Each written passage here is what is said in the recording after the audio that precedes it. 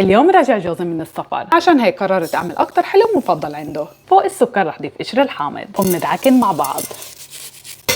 بنضيف فوقيهن البيض وبتخفقوهن بالخلاط وبنضل نخفق ليصير عنا هذا اللون. هسه بس بننخل الطحين، بيكنج باودر، فانيلا، بنخلط، بنضيف الزبدة، عصير الحامض واللبن، وحميت الفرن على درجة 180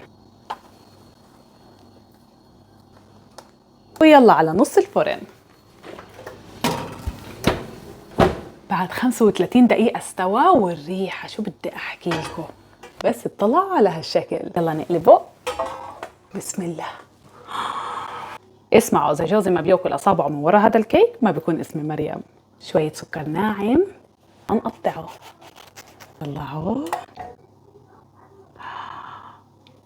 شو بدي احكي لكم عن الريحة.